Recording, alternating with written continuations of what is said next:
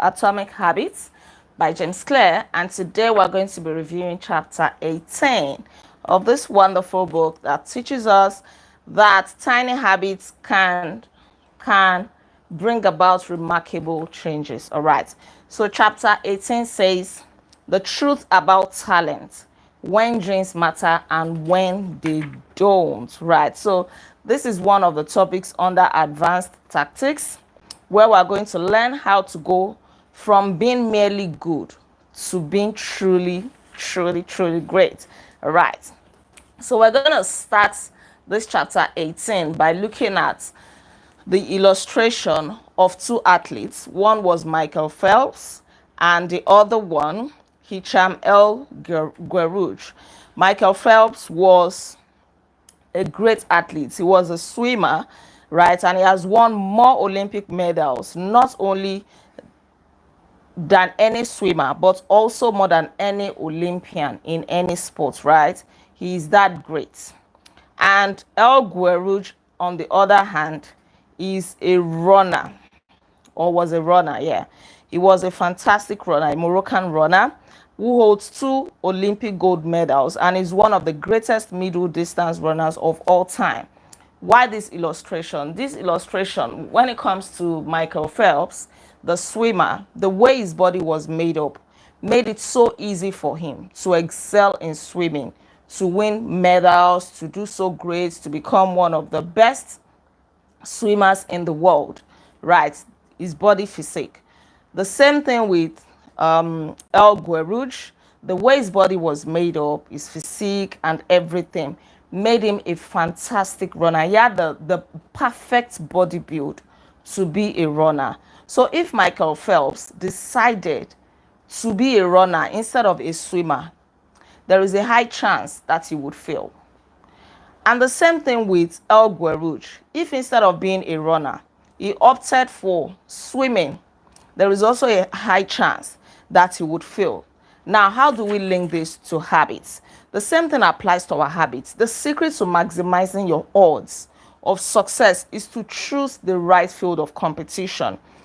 So as far as your habits are concerned, habits are easier to perform and more satisfying to stick with when they are aligned with your natural abilities, your natural inclinations, what you already have within. Then you choose habits that align with them, that can complement them, such that any little effort that you put in will be magnified. It will be like, oh, you are doing a lot, you are the best. Meanwhile, it is already inside of you. The only thing you did was to discover it and to walk along that line instead of reinventing the wheel, struggling in the areas that you are not talented in, or doing things that you have no natural inclination towards whatsoever, right? Something that is naturally tough for you and you are struggling, you are forcing yourself to do it. So embracing the strategy requires the acceptance of the simple truth that people are born with different abilities. So there is no point comparing yourself with everybody. There is no point. You are unique in your own way. If somebody else likes to be a runner, you can choose to be a writer. Don't say, oh, because where I come from, most people are doctors. Now you want to be a doctor. This is one mistake, that parents make. Oh, you must be a doctor. My child must be a lawyer. My child must be an engineer. Meanwhile, the child just wants to be a comedian. The child just wants to be an entertainer, right?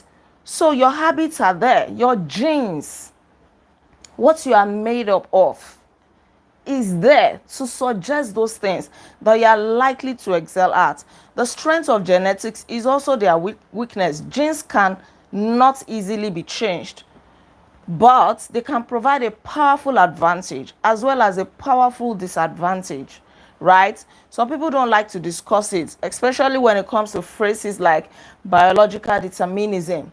They make it sound like, oh, certain individuals are just born to succeed while certain individuals are born to fail. No. Some people who fail because they are trying to do something outside their natural abilities. God has designed each and every one of us. He has put some unique traits in us. We can link them to genes, right? So personality, we're still going to look at personality. your talents, your giftings, those things that come easy for you, right?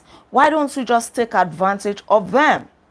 The people at the top of any competitive field are not only well trained, they are also well suited to the task. They have something that is natural inside of them that makes what they do easy, such that the spotlight is on them and people feel that, oh, they are so good. So the key is to direct your efforts towards areas that both excite you and match your natural skills to align with your ambition and your ability.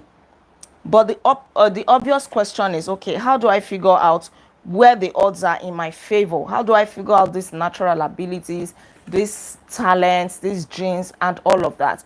You will discover this through your personality. Who are you? What are the things you enjoy, right? And most times your not even most times, your personalities are, well, maybe, your personalities are mostly tied to your genes.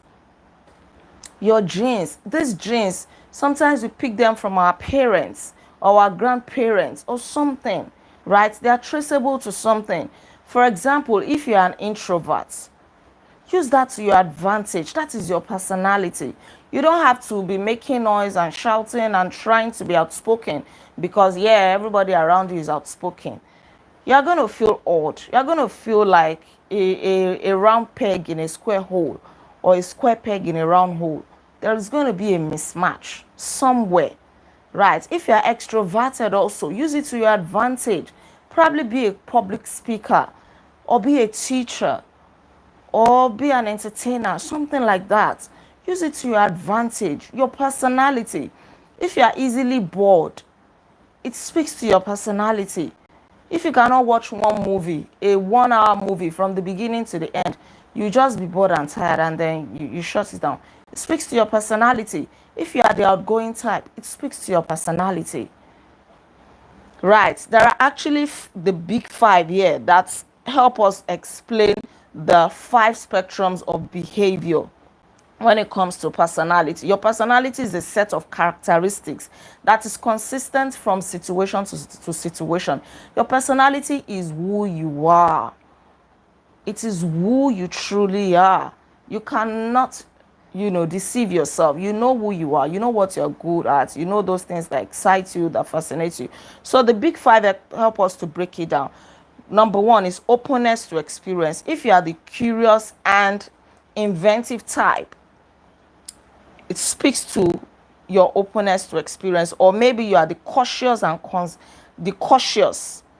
consistent type. Number 2, conscientiousness, right? This speaks to whether you are organized and efficient, or maybe you are easygoing and spontaneous. If you are the type that likes everything to be prim and proper, you want to arrange things, you want to put A where A should be, B where B should be. Or maybe you are just the spontaneous that, let's just flow with the vibes and all of that. Number 3, extroversion. Whether you're an introvert or you're an extrovert. Number 4, agreeableness. Some people are just friendly and compassionate. They are kind and warm. And so they build social relationships better. They bond more with people. They have friends because people like to be around them. The opposite would be people who are challenging and detached. They are so difficult to relate with. I know people like that. I just want to be on their own. You cannot easily make friends with them. It speaks to their personality. You cannot blame them. Nobody should feel bad about their personality because you did not create yourself, right? So don't feel sorry about it. If you're an introvert, stop apologizing every now and then that, please, I'm sorry, I'm just not the type who talk. I'm sorry, I'm just, No, just find a way to exercise self-control around it. Find a way to mix it with wisdom so that you are not keeping quiet where you should speak up, right? There's always a balance to everything. But you really need to identify your personality. What works for you may not work for me, right? And that is what makes the world a beautiful place. That is what makes the world interesting. Imagine if everybody likes to talk like me, right? And everybody just goes around talking every now and then, teaching and all of that. Some people just want to be in their space. They don't want any disturbance. They don't want to talk. They lock their doors, right? When they get to a place, just leave them alone. That is who they are. what's the name of this author that wrote Why You Act the Way You Do? Tim LaHaye. Tim LaHaye calls them phlegs. That is, they are phlegmatic. He helps us to describe the four temperaments: sanguine, choleric, phlegmatic, and what's this one? Sanguine, then melancholy. Yes, melancholy. The four, yeah, Tim LaHaye. The four temperaments, right? Somebody like me, I like it when people are agile and active and all of that. And when I was younger, it used to irritate me if I found people, thank you, if I found people who are just a bit slow and sluggish. I feel like they are not sharp, right? But as I grew older, I was like, okay, if everybody is sharp and agile and everything, we'll just be stepping on one another's toes, right? If everybody wants to be outspoken, everybody, no. Those who are quiet and on the other side, they bring a good blend to the world, and it makes it an interesting place. If everybody is sharp and outspoken, imagine you, an extrovert, marrying another extrovert, and then you don't have control to these things. Imagine what your home will be like, what your children will be like, because they will definitely pick some genes from you. So don't apologize for being different. Don't feel guilty about it.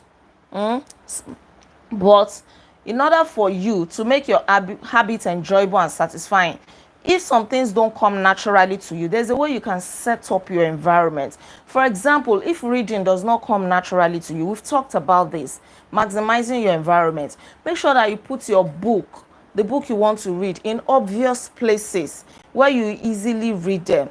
Or make sure that as you are reading, you have popcorn by the side.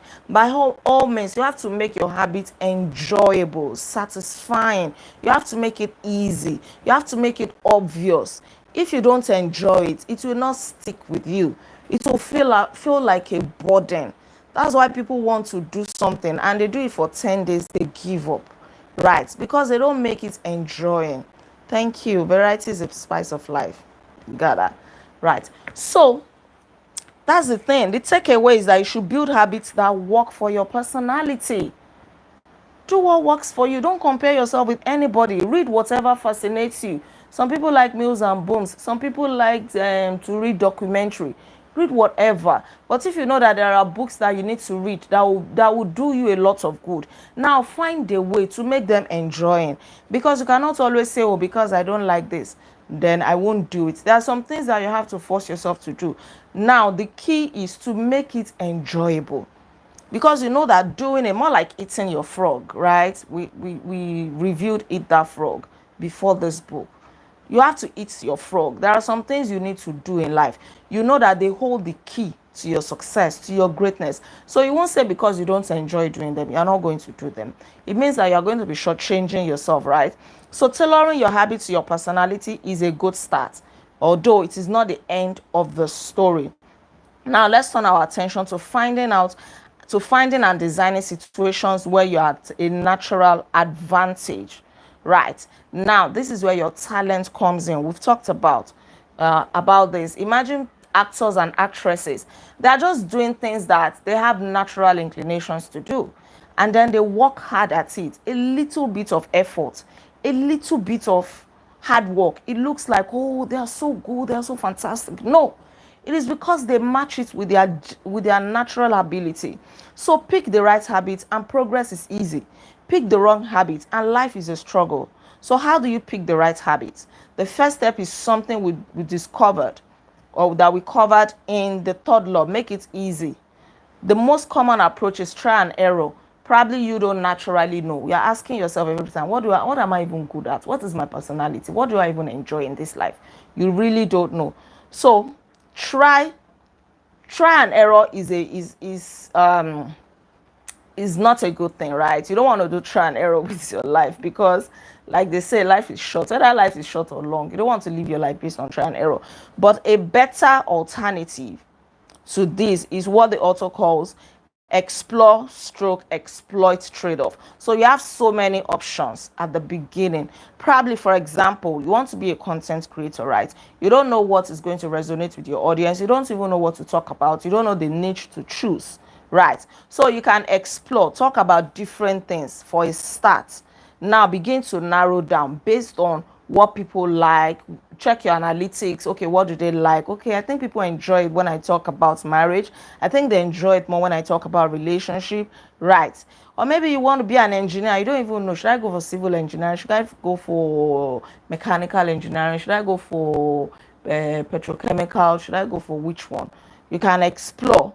That's why in Nigeria, I don't know about other countries, when you are in junior secondary school, they allow you to take all subjects. In fact, from primary school, you are exposed to different subjects, right? When you get to junior secondary school, you're exposed to different subjects because they believe that you don't really know what you want yet. So they allow you to explore. When you now get to senior secondary school, you begin to narrow down. Do you want to be a science student or a commercial student or an art student? That way, because you cannot do everything in life. Otherwise, you're going to be a jack of all trades and master of none. Then you begin to discover, okay, I think during my junior secondary school days, I am more inclined towards science subject. Then you go to a science class. Then if it's a school that has counselors, guidance and counselors, they'll be able to guide you in the right path based on your track record, your scores, what you enjoy and all of that. So that before you get to the university, you know the course to go for. Unfortunately, many people still go to the university and they choose courses that don't align with their abilities, and then they don't enjoy the work they do. They'll find jobs quite all right, but going to work every day will be like a big burden.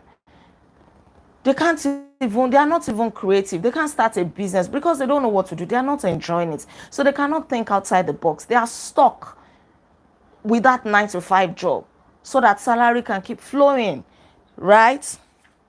All right, so in the long run, you'll probably be most effective to work on the strategy that delivers the best results. So you begin to exploit the ones that work well for you. Now comb it very well, maximize it, take advantage of it. That is your own, right? Because you cannot be everywhere. So ask yourself these questions. What feels like fun to me but work to others? It doesn't really mean what you love alone, but that thing that at least you can still enjoy, even though others find it painful. Your own pain doing it is less. Then also ask yourself, what makes me lose track of time? That thing that you are doing, that, oh, you are enjoying it, you are flowing, you don't even know that time is going, you're just flowing. That is it for you. Stay with it. Then also ask yourself, where do I get greater returns than the average person? Focus on that. Don't try to do everything. Maximize your potential. Exploit the areas that will bring you higher returns, higher profits, higher rewards. Stay there. Then lastly, ask yourself, what comes naturally to me? For me, teaching comes naturally, acting comes naturally, right? So those are the things I've chosen to do, and I enjoy it. That's why some of you may be wondering, oh, how does she even manage to show up here every night, right? Is it because sometimes is it because I always feel like? No, it's not like I always feel like, but I enjoy it. Even though I may be tired before I set up my camera, once I click go live, the strength just comes, and I enjoy speaking. I enjoy teaching people. I enjoy acting. If you wake me up in the middle, I can act, yeah. So more like the 80-20 principle. Thank you. 80% of your efforts, no, 20% of your efforts will deliver 80% of your rewards. 20% of your clients will account for 80% of your profit, something like that. Okay. Modupe likes administration. Fantastic. Right. So look for where the odd is in your favor. Another thing is to specialize. If you cannot overcome, if you cannot be a winner in everything, at least look for an area where you are different, where you do something different. We live in a world where everybody just wants to join the bandwagon. Oh, this is what is trending, let me also follow. Meanwhile, it is not your lane. It is not your path. Don't waste your time. Life is too short. Even if it's one thing you can do so well, do it so well. Yoruba people say, ko se ko yanranti. You stand out. Dare to be different. People will love you for it. They will recognize you for it. Sometimes you're already joining a bandwagon that is already full, an area that is saturated. Meanwhile, in fact, oversaturated. Meanwhile, you have this different and unique ability that you can focus on, that can help you stand out. Just do it, right? So make sure you get the most out of your genes Our genes do not eliminate the need for hard work. You still have to work hard though. It's just that it's not going to be painful to you. It's not going to be like a burden. You will enjoy it. You already have something that you enjoy doing. Then add some hard work to it. Oh my God. The sky is not even your limit, right? Yes. So genes can make you successful if you are not doing the work. Make sure you do the work. Talent alone is not enough.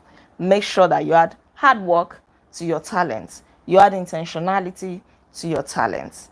Add some strategies, some wisdom to your talents until you work as hard as those you desire.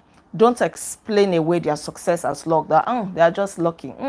Maybe they are doing something. No, you to work hard like them, and let's see, maybe you not get the kind of results that they are getting. In summary, one of the best ways to ensure your habits remain satisfying over the long run is to pick behaviors that align with your personality, your skills, your talents, your genes, and all of that. Work hard on the things that come easy for you. It's going to be like an icing on the cake. Thank you so much. I don't think we need to go through the chapter summary, right? You get the message. All right. Thank you very much. We've come to the end of the review of chapter 18. Please don't forget to like this video, share your comments with me in the comment section below, and please subscribe to this channel in case you're yet subscribed. I remain Olaide Agbaje, also known as First Lady, and on this channel, I inspire you to live intentionally. I'll come your way again tomorrow by God's grace as we review chapter 19, which is titled The Goldilocks Rule, How to Stay Motivated in Life and Work. There's going to be another interesting review. Until then, be intentional.